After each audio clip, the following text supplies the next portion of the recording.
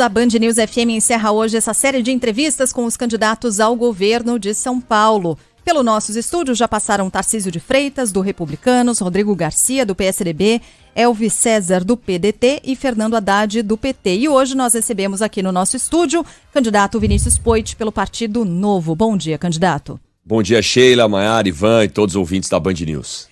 Candidato, a partir do momento em que o senhor inicia a sua resposta, aí a gente passa a contabilizar o tempo que a gente tem disponível para manter isonomia entre todos os candidatos entrevistados. E a gente abriu aqui todas as nossas entrevistas perguntando sobre emprego e custo de vida, né, que hoje são principais preocupações dos brasileiros, segundo pesquisas mais recentes. A gente está acostumado com pesquisas apontando sempre grandes preocupações na área da segurança pública e na saúde. Mas mais recentemente as pesquisas vêm apontando uma preocupação com o custo de vida, com a inflação, Sim. com o emprego, enfim. No seu plano de governo, o senhor elenca 30 ideias para o estado de São Paulo e o emprego é citado ali na 7ª posição. A primeira ideia do senhor é a privatização da Sabesp.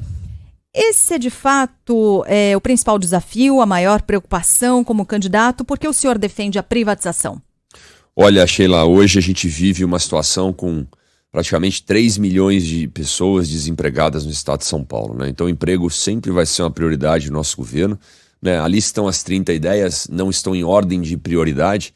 Então, obviamente, a privatização da Sabesp não é a prioridade número 1, mas ela vai ser caminhada, uma vez que tem gente que não tem saneamento, tem gente que não tem água encanada, Represa Guarapiranga, que abastece toda a cidade praticamente aqui da água que a gente bebe, totalmente poluída, Litoral Norte sem condições de uso, e a gente olha o exemplo da SEDAI no Rio de Janeiro, como foi bom para a cidade, como foi bom para as praias e para a limpeza ali, para o meio ambiente. Então, nós vamos caminhar com a concessão, na verdade, né, da água e esgoto, com outros lotes, até para melhorar para a população. Mas na parte do emprego e renda, isso é o que eu faço no meu dia a dia, né? E aí me diferencio dos outros candidatos como com o empreendedor, que já abriu muita loja, abriu o CNPJ, enfrentou a dificuldade do empreendedor lá fora. E sei o que eles vivem. Eu sei a dificuldade que é quando um governo aumenta o imposto no meio da pandemia. Isso mostra uma insensibilidade, uma falta de senso de realidade. Somente um governador operador político mesmo, né, ou um governador que nunca sentiu a dor do pequeno empreendedor pode fazer um negócio desse. Então hoje, o único candidato a empreendedor comerciante, inclusive formado em administração de empresas mesmo na GV São Paulo, sou eu, né, com bastante humildade. Então tenho propriedade para falar como é que nós vamos gerar emprego. Revogando e cancelando todas essas leis, esses decretos que aumentaram o ICMS na pandemia, devolvendo o crédito de ICMS mais rápido que está parado na Secretaria de Fazenda, aprovando o Código de Defesa do Empreendedor. Cara, abrir um comércio novo, nós vamos tirar as multas financeiras de pequenas infrações e trocar por multas orientativas, Sheila. Vamos orientar, vamos ser um estado amigo do empreendedor e não um estado que atrapalha. E aí uma outra pauta que está nas nossas ideias é a formação profissional. O maior programa de ensino profissionalizante que esse estado já viu. Contando, inclusive, além das ETECs, das FATECs, com Sistema S e escolas privadas para as empresas contratarem diretamente sem o governo precisar botar dinheiro e a gente oferecer vaga de emprego com mão de obra qualificada para a molecada do ensino médio, que mais ou menos 1 em cada 4 estão desempregados. Isso não dá para admitir no estado de São Paulo. Bom, a gente ainda vai versar sobre esses assuntos, mas uma marca das entrevistas que temos feito nessa segunda, né, rodada de entrevistas com os candidatos é trazer um pouco, sair um pouco da capital paulista, candidato, e trazer os nossos colegas de outras praças do Grupo Bandeirantes de Comunicação aqui no estado. A gente falou, a gente abriu a entrevista falando de privatização, falamos de emprego também, e sobre esses dois assuntos a gente vai falar agora. Primeiro, começando da Band Vale, direto do Vale do Paraíba, a Bianca Góes tem uma pergunta para o senhor. Perfeito. Olá, candidato. Bom, aqui na região do Vale do Paraíba, nós tivemos recentemente a privatização dos aeroportos de São José dos Campos, Ubatuba e também Guaratinguetá. O que está empacado agora é a privatização do Porto de São Sebastião. Como que o senhor avalia e qual é o seu plano de governo para essa questão de privatização do setor de transportes?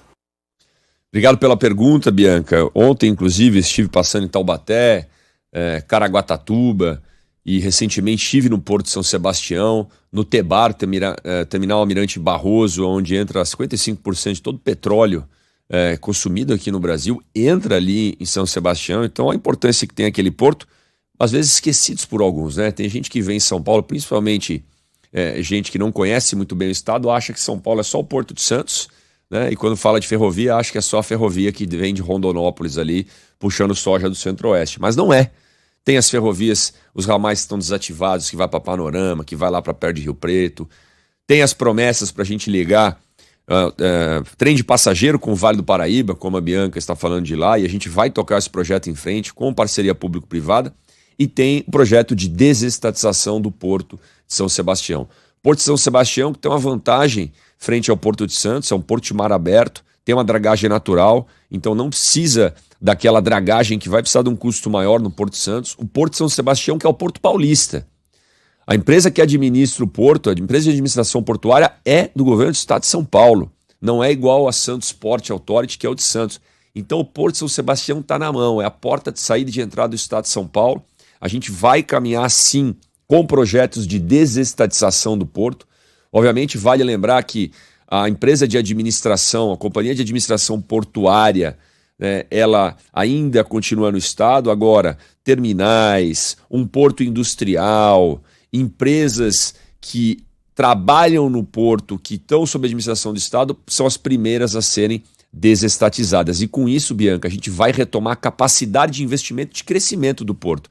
E retomar aquele projeto intermodal que está parado, que liga as estradas, a duplicação da 101 que esse ministro que quer ser governador não fez só no Rio de Janeiro, a retomada da ligação de ferrovias, os aeroportos junto com o porto de São Sebastião, e isso vai melhorar a logística em todo o Vale do Paraíba. Então isso é prioridade para a gente, sempre buscando tanto o dinheiro privado quando o governo não tiver capacidade, e dinheiro federal mostrando diálogo, não brigando por Twitter e deixando São Paulo de lado, que foi o que esse governo fez, brigando com o presidente da República, e tomou o revide desse ministro que não mandou dinheiro para São Paulo. Bom, assim como a gente tem ouvido aqui os jornalistas das nossas praças no estado de São Paulo, a gente também abre espaço aqui para as perguntas que chegam com os nossos ouvintes. Então quero aproveitar, antes de a gente seguir com mais da nossa reportagem aqui presente em outras partes do estado, para seguir falando um pouco mais de transporte e de privatização, concessão, já que o senhor falou desse assunto. A pergunta do Diego, eu vou juntar duas perguntas dele, tá bom? Projeto prevê ampliação do metrô? Se sim, em qual modelo? Concessão, PPP, privatização, recursos do estado. E aí, na sequência, ele emenda: a Enel presta um serviço péssimo. Eu assino embaixo, viu, Diego? Porque o que a gente recebe de queixa não é brincadeira, não. Aquela concessionária parceira da CPTM, idem. Ele se refere certamente à Via Mobilidade, que administra as linhas 8 e 9. Que mecanismos o senhor teria para garantir a qualidade de uma concessão da Sabesp? Olha, primeiro, né, quando você fala de transporte, provavelmente a concessão, PPP, coisas de grandes investimentos, né, o transporte, um saneamento, eu acho não convém o governo vender. Né? O governo vai fazer uma concessão para alguém administrar por um tempo, até porque exige uma baita responsabilidade, e se não estiver cumprindo como vem a queixa aí da Via Mobilidade, né, principalmente da população que vai para Osasco trabalhar e volta para São Paulo, que o governo execute o contrato e arranque a concessão deles. Né? Não é porque fez uma concessão que a gente vai admitir desrespeito ao contrato ou desrespeito ao contribuinte. Então esse é o modelo de concessão que o governo tem que fazer. Agora, um governo leniente, um governo que não foca na população, um governo que inclusive tem escândalos de corrupção com algumas concessionárias, esse daí não vai pensar na população. Esse vai admitir falhas no contrato e ainda vai ficar pagando adicional de contrato nas concessões. A gente vai rever os contratos, se não está sendo cumprido, a gente vai executar e relicitar se for preciso. Na Sabesp, como foi a sua pergunta, Sheila, mesma coisa, metas de universalização do saneamento público, né? Saneamento básico. Vamos lá. A Sabesp lucra mais de 2 bilhões por ano. Metade disso é do governo, que tem 50,3% da empresa. O que faz com esse dinheiro? Não está devolvendo para a população, não está investindo, está deixando gente sem água e sem esgoto e muitas vezes usa esse dinheiro para fazer obra eleitoreira. Por isso que tem que caminhar para a concessão. Agora, não vai ser uma empresa só. Vamos dividir em vários lotes no estado, estudar os modelos que fazem sentido econômico também para as empresas assumirem e aí colocar meta de saneamento, assim como eu fiz como deputado federal no Marco Legal de Saneamento lá em Brasília. Olha, você tem até o ano tal para você levar coleta de esgoto para todo mundo. Não levou, meu amigo? Eu posso executar o contrato, inclusive tirar a concessão de você e dar para outro que vai cumprir. Tem que ser rígido no controle, nas cobranças, nos indicadores. O que a gente não mede, a gente não gerencia. Então não é concessão por concessão, e sim com dados, com uma projeção que para em pé para ajudar as pessoas a terem um melhor serviço e muitas vezes até mais barato. Rapidinho, o candidato Eduardo pergunta, e o Rodoanel? O senhor conseguiria terminar o Rodoanel? Olha, o Rodoanel é a maior piada desse governo do PSDB. Obra que há mais de 10 anos atrasadas, não é que a gente conseguiria terminar, tem que terminar, não tem outra escolha, sabe? E se a empresa não está cumprindo o contrato, relicita, mas a justiça barra, mas é muito difícil. Gente, pelo amor de Deus, o que não pode é ficar fazendo, faz uma audiência agora, daqui um mês faz outra, daqui 2 meses faz outra. Eu tenho aquele senso de urgência de quem tem que pagar a conta amanhã, sabe? Do empreendedor que não pode ficar esperando. Não, vamos fazer uma reunião daqui um mês. Não resolveu hoje. Vamos varar à noite se precisar. Amanhã a gente faz outra reunião, junta o time, busca os especialistas e conclui o Rodoanel. O Rodoanel vai desafogar muito o trânsito da capital e da Grande São Paulo. O Rodoanel vai permitir o desenvolvimento de áreas próximas, como Mauá e outras cidades que passam o Rodoanel, desenvolvimento de polos industriais, de condomínios de galpões. Quando a gente não termina, não faz a ligação, a gente joga todo mundo para dentro da cidade, né? Isso causa um dano na mobilidade, causa um dano no meio ambiente.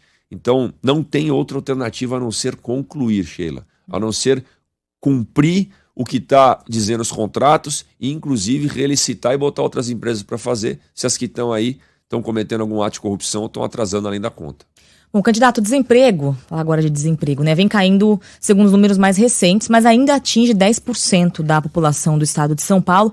A gente tem também muitas pessoas em trabalhos, né, informais. E o estado tem visto também a fuga de grandes empresas, também de grandes indústrias. E é sobre isso que a nossa colega Lucy Castro, da Band Presidente Prudente, tem uma pergunta aí para o senhor. Olá, candidato. A região de Presidente Prudente sofre pela falta de indústrias. No seu governo, o que o senhor faria para incentivar e tornar a região mais competitiva?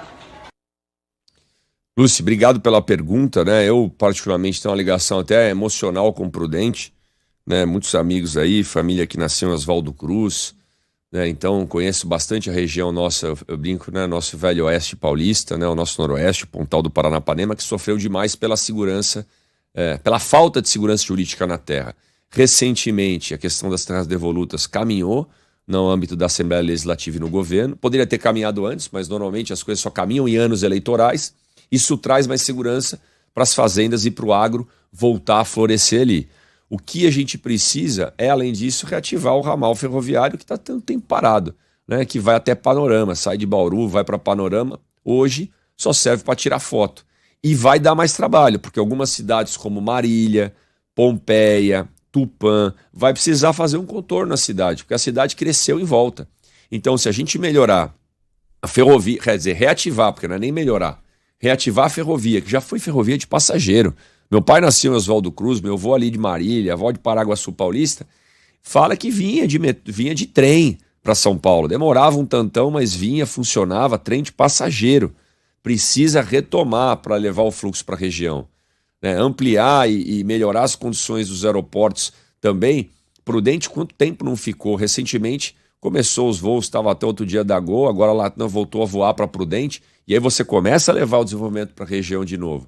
E botar para rodar todo o desenvolvimento do agro que ficou muito atrasado. A região do Pontal do Paranapanema é uma das regiões do Brasil com o maior número de invasões de sem terra nas fazendas. Rosana, Teodoro Sampaio, Epitácio, Panorama.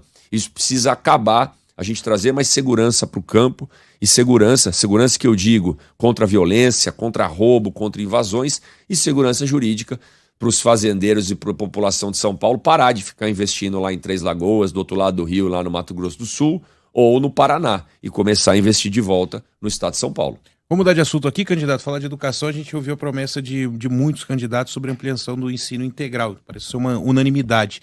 Mas a gente sabe também que isso não é algo muito fácil de fazer. O Estado tem um déficit no quadro pessoal, tentou contratar professores e teve dificuldades para preencher as vagas. O senhor promete mais de 4.000 escolas nesse modelo de ensino integral, mas não especifica exatamente ali como, em quanto tempo isso pode ser feito, né? Qual é a estratégia para tirar isso do papel, já que é uma unanimidade entre todos os candidatos, né? Ampliar o ensino integral no Estado. Perfeito, Ivan. Isso é algo que já veio sendo feito por esse governo, né? Começaram com 300 escolas, chegaram até 2.000 escolas atualmente.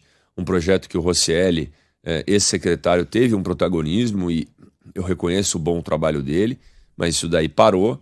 E tem um projeto sendo estudado, não só pelo governo, mas por instituições privadas, que chama Educação Já, uma iniciativa com parceiros de educação, Todos pela Educação, Instituto Ayrton Senna, Fundação Lehman, a própria Fiesp ajudando, e esse é o projeto que a gente vai seguir. Eu recebi deles as diretrizes, a meta é 4.500 escolas, dá para a gente fazer, tem orçamento para fazer isso, o que precisa é organização e planejamento de execução, treinamento e capacitação dos professores, conversa com as escolas, as diretorias regionais, porque não é qualquer escola, né, Ivan? A gente precisa medir. Bom, nessa cidade, qual que é a primeira que vira ensino integral? Até porque a hora que vira ensino integral, você diminui a capacidade dos turnos, né? O turno da manhã, o turno da tarde, o turno da noite. Normalmente vai ficar o ensino de 7 horas ou o de 9 horas, né? Dependendo da escola. De 9 horas fica um turno só. O de 7, às vezes, você consegue botar 2. E aí, aonde vai ficar o resto dos alunos? Quem estudava à noite vai estudar onde? Então, todo esse planejamento precisa ser feito não só do governo, mas com os professores, pais e mestres e também instituições que estão nos ajudando. Totalmente possível a gente alcançar essa meta de 4.500 escolas, Ivan, até o final do governo. Então isso vai ser feito ao longo de 4 anos, obviamente, com muito planejamento e cuidado na execução. Lembrando que no ensino médio, a meta também é ter um ensino técnico integrado como uma das disciplinas do contraturno do ensino médio para, novamente, preparar o jovem para estar pronto para o mercado de trabalho. Sempre aliado ao que a matriz econômica está fazendo naquela região daquele estado. Se Prudente é o agro, né, como a gente falou agora há pouco, Campinas, tecnologia e medicina, Piracicaba tem muito um polo de agrotecnologia também, Ribeirão Preto, equipamento médico, Franca, calçado, ou Bauru, que a moda lá, o maior produtor de avocado no país é Bauru, é para essas contratações, é para essas empresas que a gente vai formar mão de obra aliado ao ensino técnico, ao ensino médio, nessas escolas de período integral. Bom, candidato, já que a gente está falando, né, de educação, eu vou convidar aqui a acionar mais uma vez nossa reportagem fora da capital paulista, e agora é a vez do Gustavo Gimenez, repórter e apresentador da Band Campinas. Bom dia, candidato. A Unicamp, a Universidade Estadual de Campinas, é referência no ensino, na pesquisa e principalmente na inovação. Claro que é o sonho de muitos jovens entrar na universidade, mas uma preocupação é com relação à possibilidade, e até mesmo alguns projetos, de que haja cobrança por matrícula, por exemplo, ou então mensalidade na Universidade Estadual de Campinas. Existe da parte do senhor um projeto referente a isso? Gustavo, obrigado pela pergunta. A gente falou de Campinas agora há pouco, né? Campinas que é referência não só na Unicamp, mas em institutos de pesquisa. Recentemente, o ex-ministro Roberto Rodrigues escreveu sobre o Instituto Agronômico de Campinas, né, responsável por tanta evolução no nosso agro e está sendo deixado de lado por esse governo, e nós vamos retomar os investimentos em pesquisa também, e cito o IAC como um exemplo. Não só a Unicamp, como a Unesp, como a USP também, né, que recebem 15 bilhões de reais a partir do governo para rodarem suas operações, elas devem sim permitir que pessoas de baixa renda possam estudar sem custo. E isso não vai ser alterado, tá? Não vai ter custo para a população de baixa renda que não tem condição. Agora, uma conversa que a gente vai ter com as faculdades, respeitando a autonomia delas, quem puder pagar, que pague, para inclusive financiar aqueles que não podem e aumentar as vagas e as possibilidades para os que não podem. O que a gente não pode deixar acontecer é as universidades do jeito que estão, e não por falha das universidades, mas o sistema do jeito que está é um sistema de concentração de renda absurdo. Uma vez que, da onde vem o dinheiro que financia a Unicamp, a USP e a Unesp? Vem do ICMS, que o governo arrecada. ICMS é imposto sobre consumo, que penaliza, na sua maioria, o mais pobre. Ou seja, o mais pobre paga imposto e esse imposto financia a faculdade. Quem entra na faculdade? Muita gente rica que passa no vestibular porque fez um baita cursinho privado e porque fez colégio particular. Isso é errado. Então o pobre está pagando a faculdade do rico, na faculdade pública, e o rico ainda, a hora que passa, você passa na faculdade pública, ganha o carro. Não. Você passa na faculdade pública, se você pode pagar, você vai pagar para financiar quem não pode. Isso que eu acho que é o mais justo, uma política inclusive de distribuição melhor de renda no estado de São Paulo.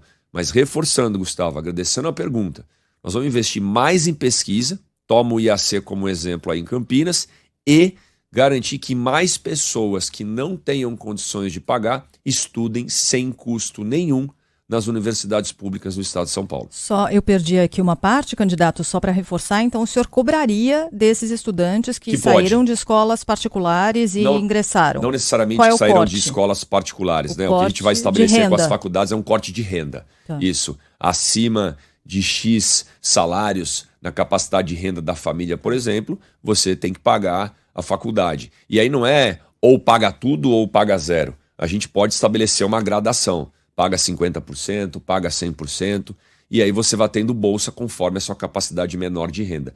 Isso já funciona no sistema privado, mesmo em faculdades que dão bolsa para alunos, eles dão bolsa com base em renda e com base no seu desempenho, com base na sua nota. Nas universidades públicas nós vamos avaliar renda.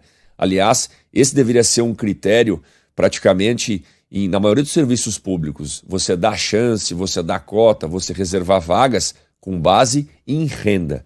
Esse vai ser um critério importante para a gente desconcentrar, né, o dinheiro no estado de São Paulo e dar mais oportunidade para quem precisa. Tá certo. Nós estamos conversando aqui no Band News São Paulo, primeira edição de hoje, com o candidato ao governo de São Paulo pelo Partido Novo, Vinícius Poit. Então, se você ligou o rádio agora, não acompanhou desde o início, a última entrevista dessa rodada aqui, em que a gente recebe os candidatos ao governo de São Paulo. Vamos agora falar de segurança pública, candidato? Começando aqui com a pergunta da nossa âncora, apresentadora do Entre Nós na Band News FM, também do Boa Tarde São Paulo na Band.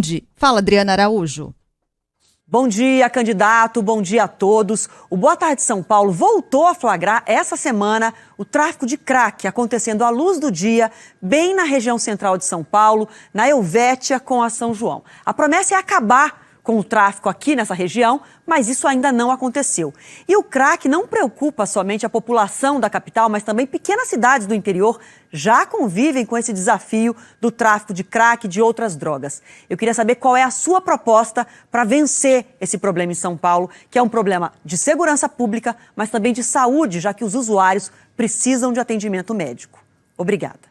Bom, vou juntar aqui com a pergunta da Adriana, do nosso ouvinte Pedro Henrique, que quer saber exatamente isso. Gostaria de saber do candidato como pretende solucionar o problema da completa falta de segurança no centro da capital paulista. Ele também adiciona aqui crescimento exponencial das pessoas em situação de rua, usuários de drogas, fechamento de escola, negócios, enfim, ele também aponta aqui essa grande preocupação de quem mora em São Paulo.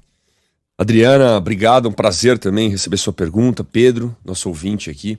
Não existe bala de prata, gente. Não existe uma solução mágica para resolver o problema do centro e principalmente da Cracolândia urgente em São Paulo.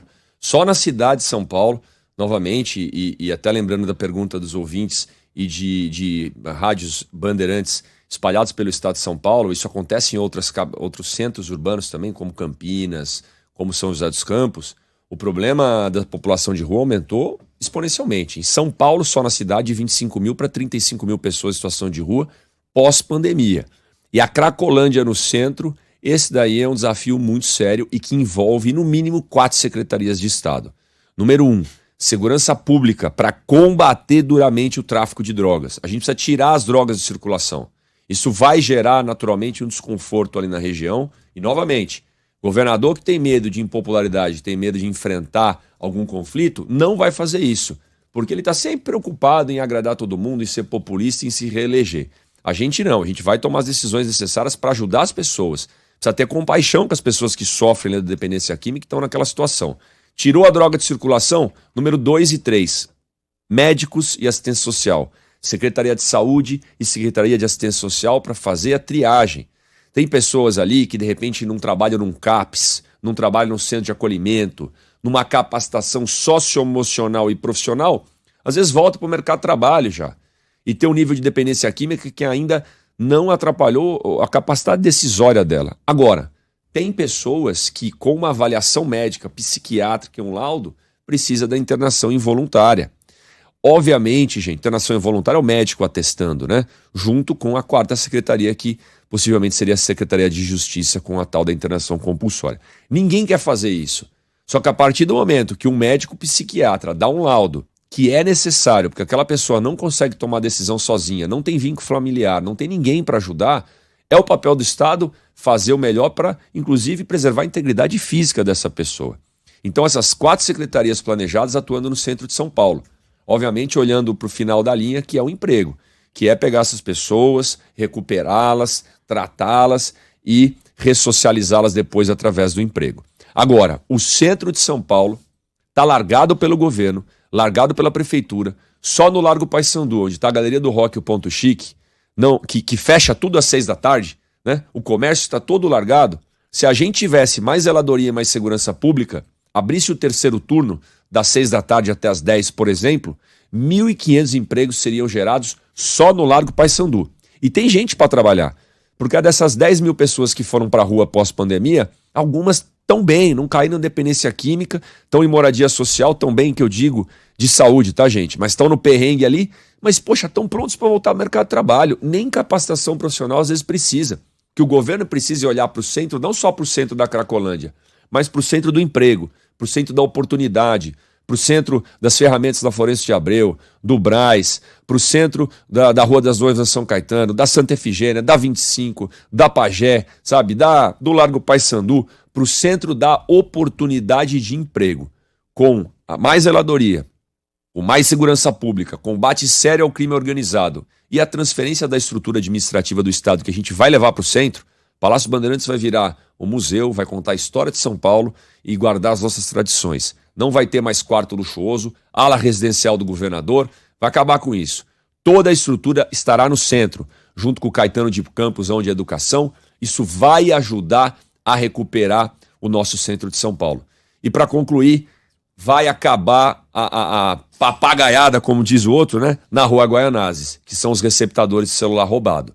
Como é que o governo sabe, o governo vê, as reportagens vão na Rua Guaianazes e vê a molecada descendo de bicicleta vendendo celular roubado e não faz nada? Primeira coisa como governador, operação policial com a Guarda Municipal, Polícia Militar e Polícia Civil, pé na porta e prender os receptadores. E eu desafio novamente, senhor governador do Estado de São Paulo, por que não fez isso ainda? Tem que fazer para ontem. Vai esperar o outro governador ganhar para ir lá fazer, gente? Chega!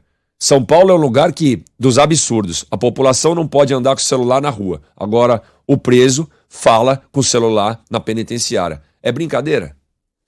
Candidato, nosso tempo está chegando ao fim. Eu vou fazer uma última pergunta sobre saúde, para não deixar de fora também esse tema que é muito importante, porque a gente está falando aqui de falta de insumos no Estado, aliás, um problema que atinge o Brasil inteiro.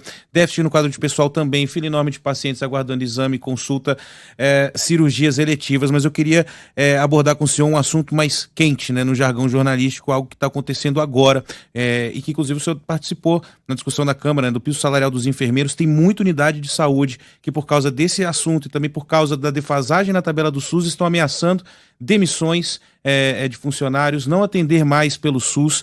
E como um candidato ao governo de São Paulo, eu queria saber de que forma o senhor enxerga essa situação e como é que um governo, como é que o Estado pode se preparar para absorver essa demanda, já que existe essa possibilidade de demissões em massa, ou seja, a gente está falando de desemprego e de não atendimento mais para muitas pessoas que dependem do SUS. Ivan, novamente, né? É o fim da picada, Ivan.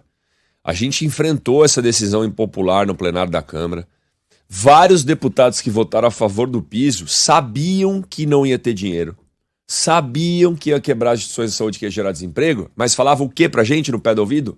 Poit, não dá pra votar contra, é uma pauta muito impopular, a eleição tá aí, né?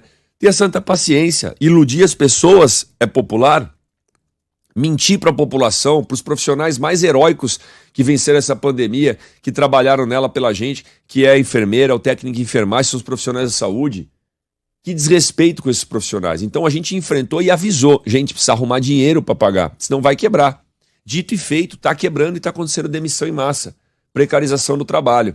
O que precisa ser feito, na minha opinião, Ivan? Número 1, cortar da onde está sobrando. O Estado de São Paulo é um estado rico. Deu o exemplo do Palácio Bandeirantes, cheio de luxo. 26 secretarias, poderia ter no mínimo 10 a menos, 16. Minas Gerais, o Zema pegou 21 do PT e trouxe para 12.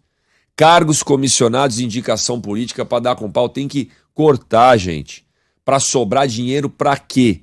Para remunerar melhor os profissionais de saúde, para sobrar dinheiro para pagar melhor o policial militar, fazer a reforma da carreira da Polícia Civil, contratar mais policiais para estar na rua, melhorar as condições dos professores, tirar essas pessoas que estão na rua ali no centro, e não para político ficar se reelegendo, para ficar fazendo troca-troca e maracutaia política. Aí falta dinheiro profissional da saúde, o governo não faz nada. Então é cortar dinheiro de onde está sobrando para focar em melhorar as condições profissionais da saúde, Ivan. E número 2, critérios técnicos para envio de verbas.